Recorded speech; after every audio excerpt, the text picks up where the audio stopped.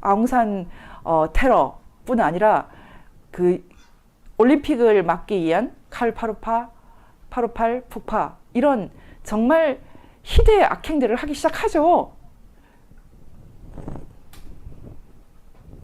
여러분 제가 여기서 한번 물어보겠습니다. 그때 바로 그 김정일과 함께 했던 사람들이 누구입니까? 여러분 누구라고 생각하십니까?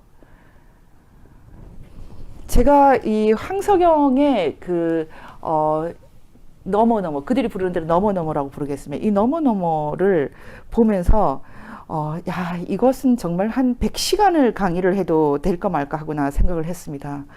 한번 보십시오. 이 황석영의 죽음을 넘어 어둠의 시대에서 시대의 어둠을 넘어에서 누구를 언급하고 있는지를 제가 조금 말씀을 드리고 싶습니다. 여기서 그 서문에서 언급하고 있는 몇 명의 인물들이 있습니다. 그 중에 한 사람이 박현채를 언급하고 있고요. 그 다음에 김남주를 언급하고 있고요. 그 다음에 윤한봉을 언급하고 있습니다. 그 부분은 제가 아예 조금 읽어드리겠습니다. 전남 지역의 역량이라는 그 부분입니다. 김상윤이 운영하던 녹두 서점은 각종 독서 그룹을 통하여 학생 운동가들을 배출하였고 서울 등 다른 지역 움직임에 대한 정보를 교통 정리하는 역할을 하였다. 또한 김남주, 윤한봉, 정용화 등이 운영하던 현대문화연구소는 사회운동권의 결집을 모색하면서 현장 운동에 대한 접근을 꾀하였다. 여기 나오는 김남주, 윤한봉, 정용화 등이 김상윤 등이 자유민주주의자입니까? 여러분? 지금 전야서점 얘기를 했죠. 전야서점에 제가 주사파 선배들이 책을 사오라고 해서 책을 사러 간 적이 있어요. 그때만 해도 그 책이 주사파 책인지 몰랐어요. 지금 생각하면 제목이 뭐 사람됨의 철학 그리고 사람과 세계 이런 제목이었던 것 같은데 그런 책을 사러 갔더니 전야서점에서 책을 숨겨놓은 책을 꺼내주는데요. 거기에 그런 책만 있는 것이 아니라 정말 온갖 김일성 선집, 전집 온갖 것이 다 있습니다. 북한에서 온 책. 그런 책 파는 데 중에 하나가 녹두서점입니다. 무슨 자유민주주의 가르치는 그런 곳이 아니에요. 이제 이걸 다 우리가 알게 되었거든요. 그런 것을 민주화로 부릅니다. 공산화 아니에요. 공산화. 이제 솔직하게 말해야 됩니다. 녹두서점의 김상윤 얘기를 했고 김남주 얘기를 했죠. 김남주가 누구입니까? 김남주 위키피디아에 다 나오지 않습니까? 난민전의 김남주. 제가 대학 다닐 때 직접 와서 강연하는 걸 제가 들었죠. 김남주의 난민전에 대해서 설명하려면 그냥 난민전 깃발만 보면 됩니다. 여기 김남주에 대해서 여러분들이 지금 보면 나와 있지만 뭐 인혁당 사건과 관련돼 있고 또 난민전 사건 관련되어 있던 이 김남주의 난민전을 설명하기 위해서는 그냥 깃발 하나만 보면 됩니다. 네, 이거 베트콩과 조선민주주의인민공화국의 깃발을 합한 난민전 깃발 보시면 이 사람들이 어떤 사람인지 다 알고 있겠죠. 네, 좋습니다. 북한군이 개입했느냐 이런 거 갖고 계속 싸우고 있는데 여러분은 5.18의 북한 개입을 어느 정도까지를 북한 개입이라고 부릅니까? 고정간첩에게 계속해서 지령을 내리는 그런 지령문이 다 감청이 됐는데 그건 북한 개입이 아닌가요? 김정일이 나서서 진두지휘를 했다고 스스로 고백을 했는데 그런 것은 북한 개입이 아닌가요? 참으로 참 난감합니다. 어쨌든 이 그 황석영의 재판된 죽음을 넘어 시대의 어둠을 넘어 또 누구를 언급합니까? 윤한봉이 누구입니까? 여러분 윤한봉은 간첩이라는 단어가 불편하게 느껴질 정도죠. 임수경을 반복시킨 인물이죠. 임수경을 반복시킨. 윤한봉이 단 한 번, 한순간이라도 대한민국 자유민주주의를 위해서 산 적이 있습니까?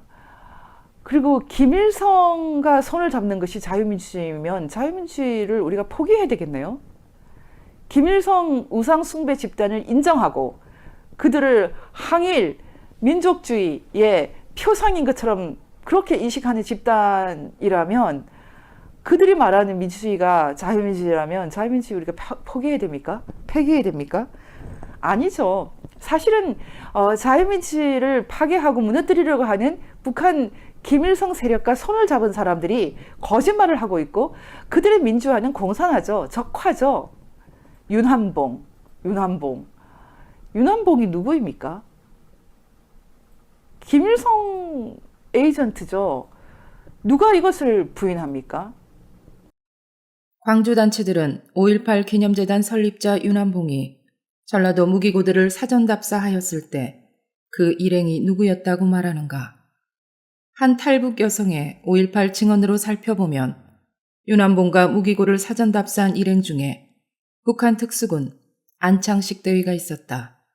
전 함경남도 금야군 고등중학교 교원이었던 이 여성이 안창식 대원의 내연에 처가된 사연은 이러하다. 함경남도 장진군에서 전교 1등이었던 이 여성의 꿈은 김일성 종합대학에 진학하는 것이었고 학교와 군당교육부에서 그녀를 군당교육부 입학생으로 추천해 주었다. 그러나 집안 배경에 밀려 그 기회를 자기보다 성적이 떨어지는 학생에게 빼앗기자 울며 학교 선생님들에게 항의하였고 선생님은 이왕 이렇게 되었으니 다른 대학교에 진학하는 것이 어떻겠냐며 달랬으나 그녀는 김일성 종합대학에 입학하지 못할 바에는 인민군대에 지원하겠다며 울먹였다. 울먹이며 북한군 여군 이병 1차 신체검사를 마치고 집으로 돌아온 날 군당 선전부에 다니는 오빠가 다리를 저는 남자를 집으로 데리고 왔다. 공화국 영웅 칭호를 받은 분을 처음 만나는 순간이었다. 그분은 5년 전의 광주 폭동 때 광주에서 시민군 활동을 하였기에 김정일 동지로부터 직접 공화국 영웅 칭호를 받은 분이었다. 함께 저녁 식사를 하는 중에 어머니가 귀에 대고 김일성 종합대학에서 입학 통지서가 너희 이름으로 왔는데 이분이 중앙당에서 힘을 써주셔서 성사된 것이야. 라고 뜻밖의 말을 해주셨다. 너무도 감사한 마음에 그것이 인연이 되어 그분과 편지를 주고받게 되었다. 그로부터 6년의 세월이 지나 여성은 김일성 종합대학을 졸업하고 3대 혁명 소조로 함경남도 연안군 풍천리에 나가 있던 어느 날 그분이 의족을 한 다리를 절뚝거리며 숙소로 찾아오셨다. 6년 만에 처음으로 은인을 다시 만나서 무척 반가웠고 그분도 김일성 종합대학을 우수한 성적으로 졸업하고 3대 혁명 소조로 성장한 여성이 대견스러웠던지 와락 껴안고 한동안 어루만져 주었다. 귀빈 저녁 식사를 잘 대접해야 하였기에 풍천리 창고장을 찾아가서 은인을 대접해야 한다는 사정을 말했더니 간부용으로 감추어 두었던 것이라며 돼지고기 2kg을 떼어주었다. 식사 후 두 사람은 15년의 나이 차이가 있었지만 마치 오랜 시간 떨어져 있었던 사랑을 만난 것처럼 서로가 부담감 없이 한자리에 누웠다. 애가 둘이 있는 남자였지만 의족을 하고 먼 길을 찾아온 손님이었기에 동정심이 가서 그만 그의 품에 안기게 되었다.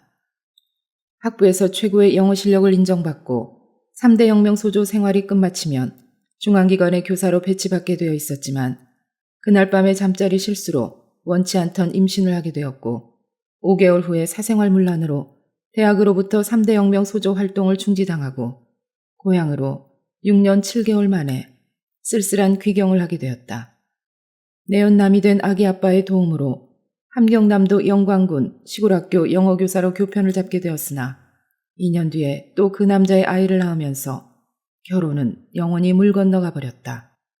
둘째를 임신하고 해산달이 다 되어 휴가 중에 설 명절이 다가오던 날 그 남자가 동태 몇 마리를 사들고 왔는데 얼굴 기색이 별로 좋아 보이지가 않았다. 함께 온 오빠가 명태로 국을 끓이고 저녁상을 차렸다. 그날따라 남자에게서 예전에 살뜰하고 다정했던 모습이 전혀 보이지 않았기에 눈물이 금방 쏟아질 것 같은 울먹한 분위기로 오빠가 차려준 저녁밥을 몇 숟갈 뜨는 신용을 하다가 앉아있기 힘들어 작은 방에 들어가 누우려고 일어서는데 오빠가 불러앉혔다. 오빠는 신문종이로 담배를 말아 불을 붙이고 나서 입을 열었다. 전 양반이 명절 지나 평양에 올라가서 병원에 입원해 몇 년 전에 수술한 다리 상태가 좋지 않다고 군병원에서 진단이 나왔어. 의사들의 말이 이전에 절단하고 남은 허벅지 부분을 마저 자르지 않으면 생명이 위험하다고 했다누만. 장진에 있는 자기 마누라도 울고불고 난리가 났어. 그날 밤 비로소 그 남자의 다리 부상의 사연을 들을 수가 있었다. 이야기의 첫 시작은 1968년 1월 21일 일요일에 김신조를 위시한 북한군 제124부대 소속 31명의 무장공비들이 남조선 청와대 문턱까지 습격하였다가 당시 수도경비 사령부 30경비대대 대대장이었던 전두환 중령 때문에 수포로 돌아간 사건이었다.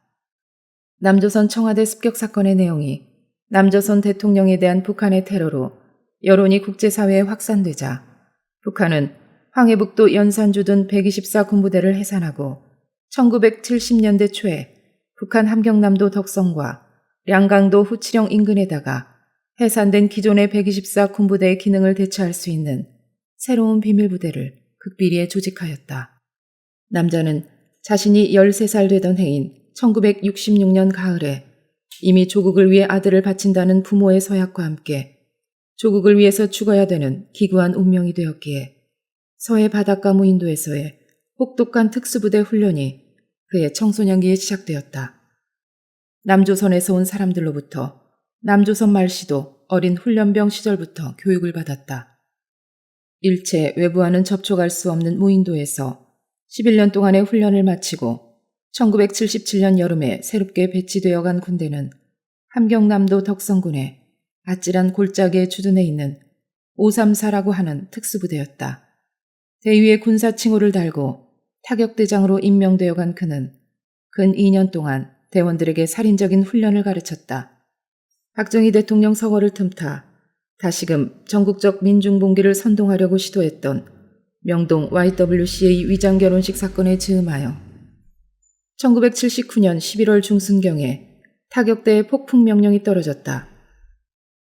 여성의 미래의 내연남인 안창식 타격대장을 조장으로 하는 11명의 조는 즉시 잠수함에 승선하라는 지시를 받았다.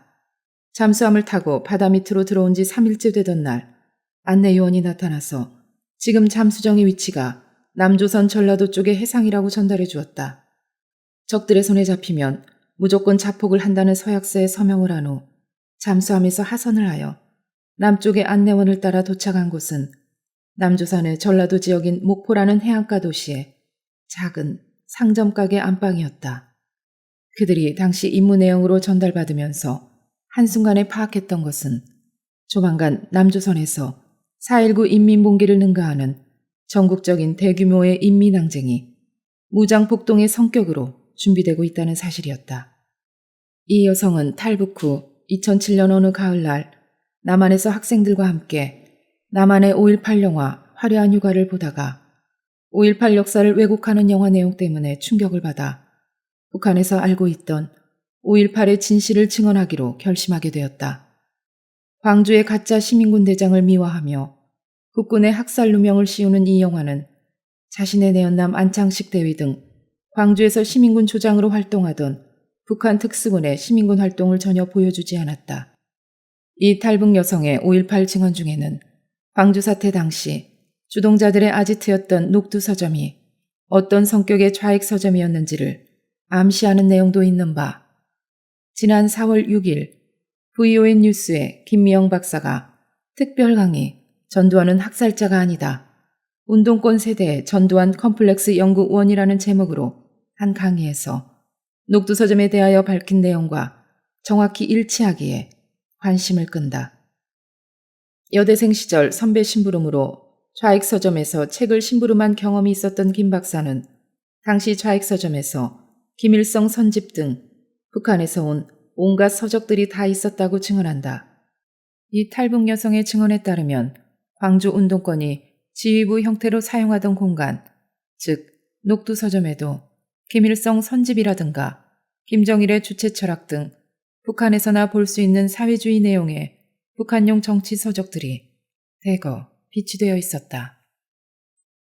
미리 침투했던 7명의 인원들과 합류한 안창식을 비롯한 11명의 인원들은 여러 개의 소조로 분산되어 전라도 현지에서 북한의 지령을 받고 움직이는 조직들이 사전에 확보해 놓은 무기고들의 위치를 재확인하는 한편 새로운 무기고들의 위치를 파악하기 위해서 3개월여 동안 전라도 전 지역에 대한 정찰을 이잡듯이 샅샅이 진행하였다고 한다. 1980년 2월 말을 넘기면서 폭동이 전개되면 임의의 시기에 무기 탈취가 원만히 진행될 수 있도록 전라도 지역에 포진되어 있던 무기고들에 대한 사전 파악과 유해 사업이 성과적으로 마무리되었다. 1980년 3월로 계획되어 있던 광주 폭동이 5월로 늦어진 것은 1980년 4월 말에 일어났던 강원도의 사북 탄광 사태와의 밀접한 연관 때문이었다. 사북 탄광에서의 폭동 조짐을 첩보망을 통해서 사전부터 구체적으로 감지하고 있던 북한은 3월로 예정되었던 광주 폭동을 4월 말로 연기하려는 지령을 내려보냈고 득보다 실이 많은 산발적인 소요보다는 전국 각지에서 일시에 동시다발적으로 들고 일어나는 전국 규모의 항쟁이 성격으로 보나 위력으로 보나 훨씬 효율적이라는 것을 계산하였다. 목포에 침투하였던 11명의 요원들이 사북 탄광 사태에 직접적으로 개입한 일은 없었다고 했지만 그들의 말로는 그곳에도 북한의 계획적인 지령을 받고 파견된 별도의 특수부대 요원들이 잠입하여 사북 사태가 강원도 지역 전반으로 확산되도록 배후를 은밀히 조정하였다고 증언하였다. 1980년 5.18을 전후로 하여 북한이 남조선에서의 전 인민적인 항쟁을 위해 얼마나 치밀하고 계획적인 작전을 세웠는지 생생하게 보여주는 단편적인 내용의 한 부분이라고 말할 수 있다. 북한 쪽의 입장에서 사북 탄광 사태는 치명적인 실패작이었고 그것이 무산됨으로써 광주 폭동은 부득이하게 5월 중순을 넘기게 된 것이었다. 여기서 놀랄만한 것은 목포를 중심으로 광주 폭동이 시작되기 전까지 5개월여 동안 목포, 광주를 비롯한 전라도 지역에 포진되어 있는 숨은 지하 조직들을 알아가는 과정에서 침투조 인원들이 직접 목격한 일이지만 그들의 조직들이 믿기지 않을 정도로 하나같이 잘 정비되어 있었다는 것이었다. 질적으로 짜여있는 북한의 당 조직과도 별로 차이가 나지 않을 정도로 체계적인 조직 구성과 집단화된 규율을 가지고 있었고 정신적인 무장 상태나 각오 정도에서도 북한의 조선 노동당원들의 수준 이상이었다고 한다. 그들이 지휘부 형태로 사용하는 공간에도 김일성의 초상화는 물론 김정일의 초상화까지 걸려 있었고 김일성 선집이라든가 김정일의 주체 철학 등 북한에서나 볼 수 있는 사회주의 내용의 북한용 정치 서적들이 대거 비치되어 있어 마치 북한 땅에 있는 어느 박사의 사무실을 보는 듯한 느낌을 받았다고 했다. 자본주의 사회에서 태어나 자본주의 교육을 받고 자란 사람들이 어떻게 북한 사람들의 정신상태 이상으로 김일성, 김정일을 숭배하고 북한 체제를 위해서 주저없는 희생을 감수하고 나서는지 한순간의 머리 판단으로서는 도저히 이해를 할 수 없었다.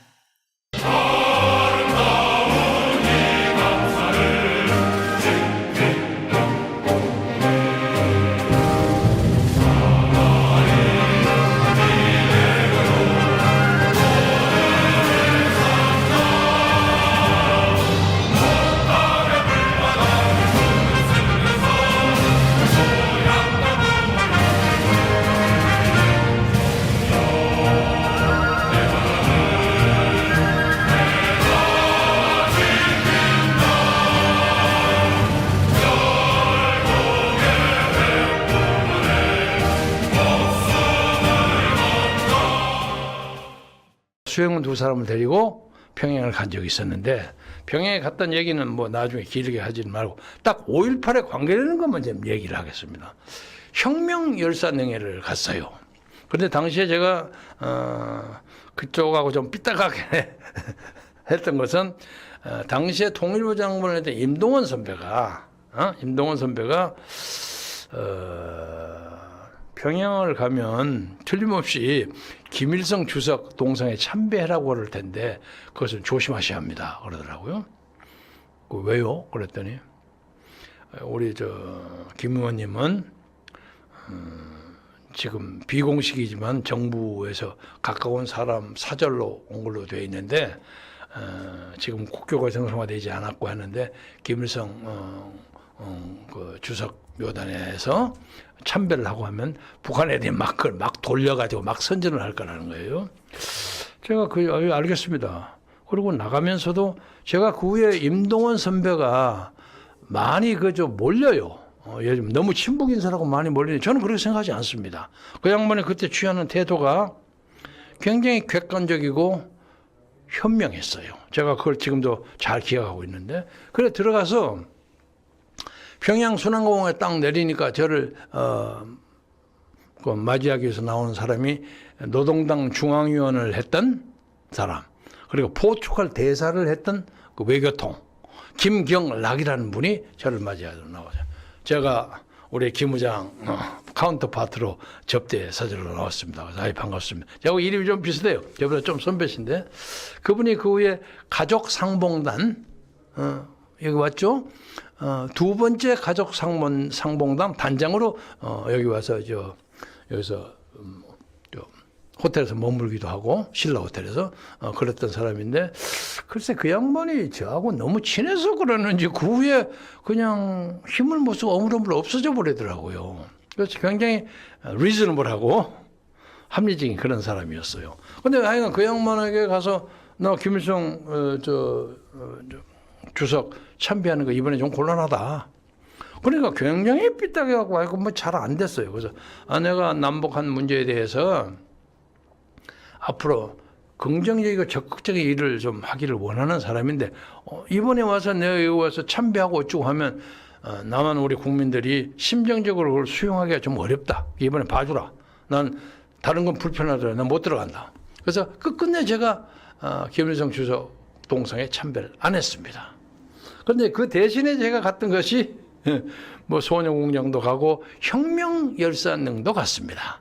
혁명열사에 가보니까 뭐 여운형의 가묘도 있고 그러더라고요. 그런데 이렇게 들어가서 왼쪽으로 이렇게 들어가니까 고개를 보니까 거기가 5.18 혁명열사능이 있더라고요. 한 10명인가 11명, 별로 많지 않아요. 이렇게 있는데 이렇게 들어가서 보면서 아니 이 5.18 광주 그 5.18 그 얘기하는 건가? 그렇습니다. 저를 안내하는 청년이 제 아버지가 노동당 간부고 김일성대학 국제관계학과를 나온 아주 영민하고 젊은 엘리트였어요. 그렇습니다. 그럼 광주에 이 사람들이 거기를 갔다는 말입니까? 물론이죠. 그래서 그 광주는 그런 사람 들어갈 리가 없을 텐데, 우리가 왜 거짓말을 합니까? 한단 말이야.